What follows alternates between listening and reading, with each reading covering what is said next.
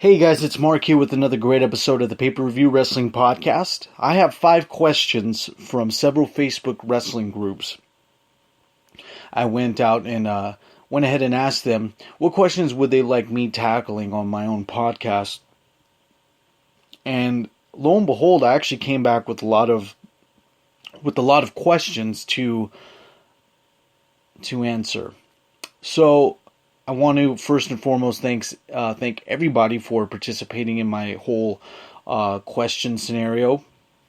I definitely enjoy that. I definitely want to thank everyone who participated. It takes a certain amount of now I wouldn't want to say courage, but it takes a certain amount of joy to make sure a question gets answered. I want to thank you guys for the last time there. But anyway, I have 5 questions that I want to tackle here on the Pay-Per-View Wrestling Podcast. But first and foremost, let's go ahead and get the commercials out of the way, and I'll be able to tackle all 5 of these questions coming up next. Hello, this is Mark Flores from the Mark F Podcast channel, here to let you know that this podcast episode is brought to you by Game Swappers. Come on down to Game Swappers, located at 4520 Holt Boulevard in Montclair, California, to buy, sell, and trade your current and retro video games from Nintendo Entertainment System to the PS4. Keep in mind that if you share any one of my podcast episodes through any form of social media, you'll get 10% off your entire purchase, or you'll get 10% more towards your retro game trade-ins. Follow Game Swappers on Instagram at GAMESWAPPERS. That's GAMESWAPPERS. Game Swappers. Buy, sell, and trade. Okay, so now we're back here. The first question that I had asked on the when I asked these questions on the various Facebook wrestling groups was the current state of NXT. What do you think of it? I think the current state of NXT I think NXT right now is at a very strong point.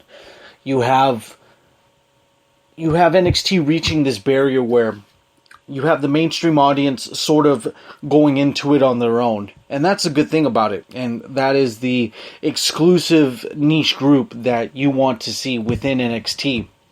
And what I mean by that is this. There's a certain exclusiveness with NXT because you have to see NXT's shows through the WWE Network. WWE on the mainstream level barely mentions NXT on their main flagship shows of Raw and SmackDown. So it's kind of like the Freemasonry club of wrestling, where you're only able to see it on the WWE Network. You're only able to see the takeover events, their versions of the pay-per-view. You're able to see those takeover events happen on the WWE Network as well. But the current state of NXT can't be any better. You have Bobby Roode, Austin Aries, Shinsuke Nakamura, Kenta. You have Kota Ibushi going to be coming up very soon, Johnny Gargano and Tommaso Ciampa. There's a lot of talent within NXT. And so much, in fact, is that NXT by itself can be its own independent wrestling league. And it can definitely rival that of WWE. Not in terms of mainstream appeal, because that took a lot of years to do that, but all by itself, if you were to take NXT and try to stack it up with a bunch of independent wrestling leagues, the roster alone stacks amongst the best you've ever seen. It even rivals that of New Japan Pro Wrestling and Ring of Honor Wrestling. The best thing about NXT, in my opinion, is that it brings up developing stars, as well as the newly signed talents, which the general consensus is a bunch of ex-TNA stars and a bunch of stars from New Japan Pro Wrestling. That's good to see. I enjoy the current state of NXT myself.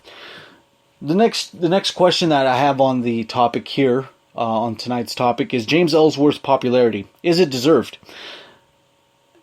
James Ellsworth itself is wrestling's once-in-a-lifetime moment. This is a guy who runs the path similar to that of an ordinary guy doing an extraordinary thing. You have James Ellsworth, who only was supposed to just job to Braun Strowman and leave Monday Night Raw, and that's it. But due to the fact that he actually got a great Twitter following, and due to the fact that he's actually a very, very likable guy, he was actually able to go on SmackDown and contend for the WWE Heavyweight Championship against AJ Styles.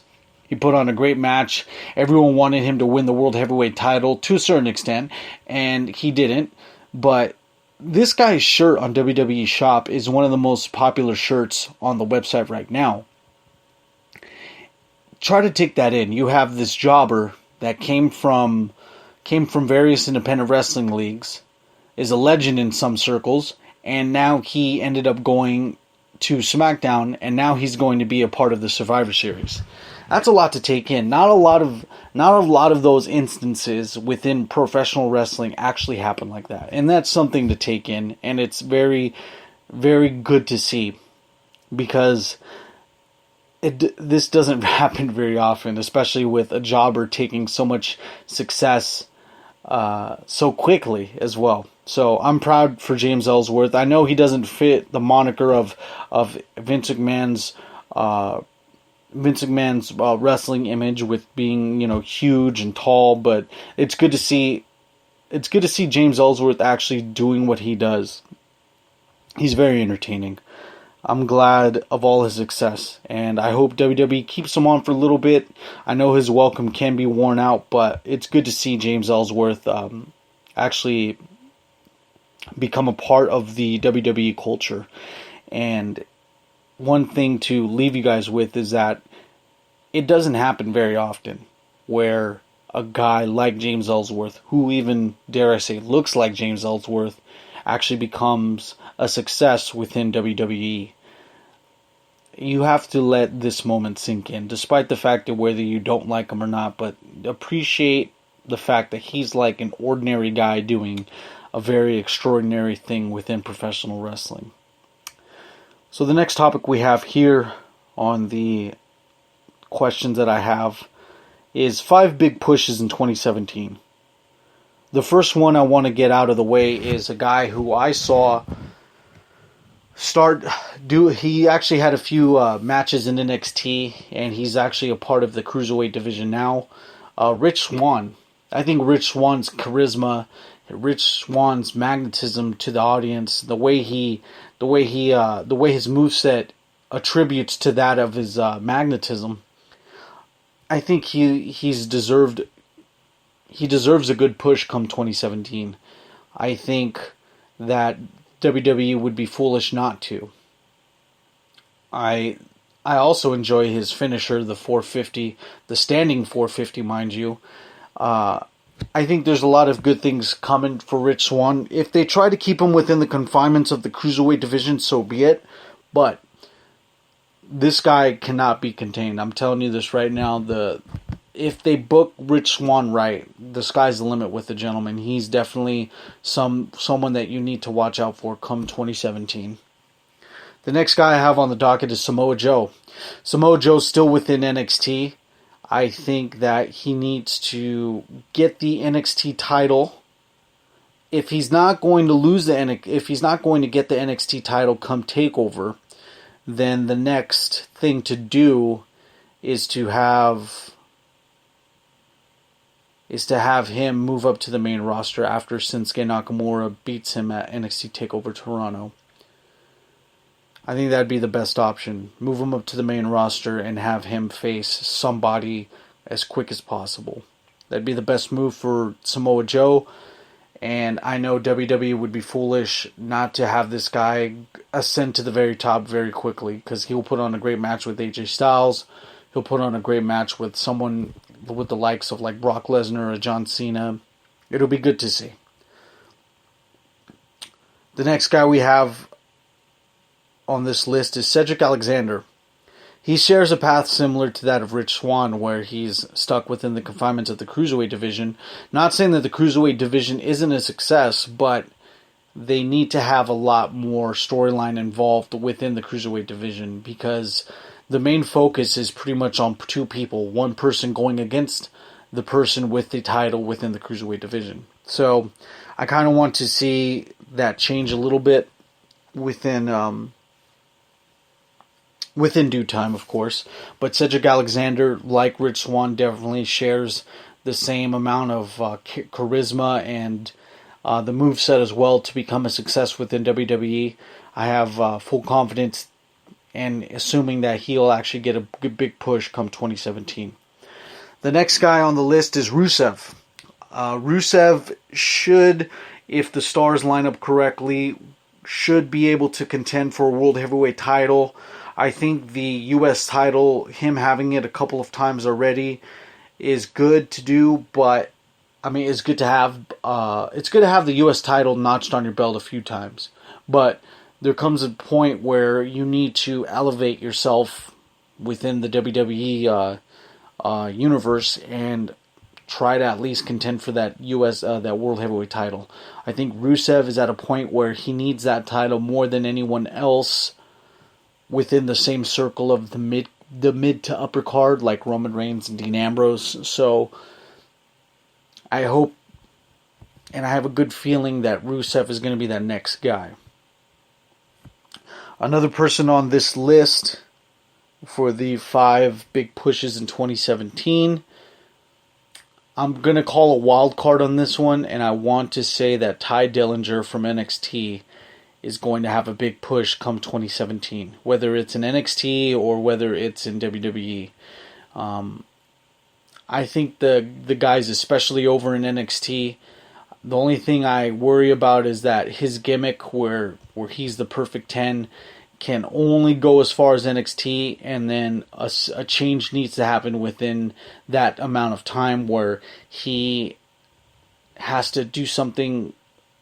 He could be, he could still have the perfect 10 gimmick, but something needs to change so it can appeal from that of NXT to WWE. We have seen Adam Rose fail horribly from the transition from NXT to WWE, and Tye Dillinger is no exception to the rule. Some gimmicks do work in NXT and only within NXT. Some don't work within WWE. So Tye Dillinger is my wild card pick for the 5 big pushes in 2017. So let's go to the next part here. What brand do I prefer? Me personally, I enjoy the SmackDown brand the most just because I see that they occupy the 2-hour time window that they have way better than Monday Night Raw occupies the 3-hour time window that they have. I think SmackDown Live sets you in this place where you yourself have to adjust yourself to the ride of the 2 hours. And I love the fact that they come with match after match after match, not how Monday Night Raw does it, where at the top of every hour they have someone doing a promo, conflict resolution, a match later that night, and then they take care of all of that in the 3rd hour. It's hard having wrestling done within 3 hours. To me, in my honest opinion, I enjoyed when Raw was on from 9 to 11. I think WWE should take some notes and see how successful SmackDown Live's doing in comparison to Monday Night Raw. Not ratings-wise, but as far as effective booking,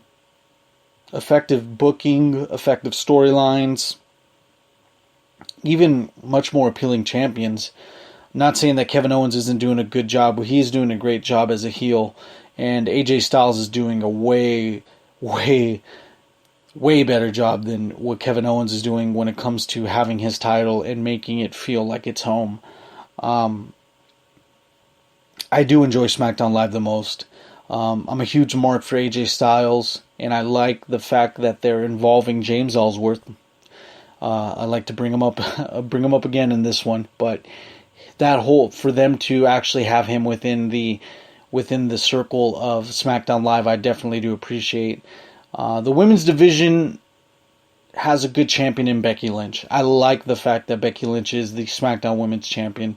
I think she's one of the best wrestlers working today. I even think she's a better worker than Sasha Banks is. But that's just my opinion at the end of the day. But To answer the question, I do prefer SmackDown Live over Raw. That is the brand I prefer. And the last question of tonight is, what is my favorite podcast to listen to? Other than my own, to simply critique them, I enjoy the Jim Cornette Experience.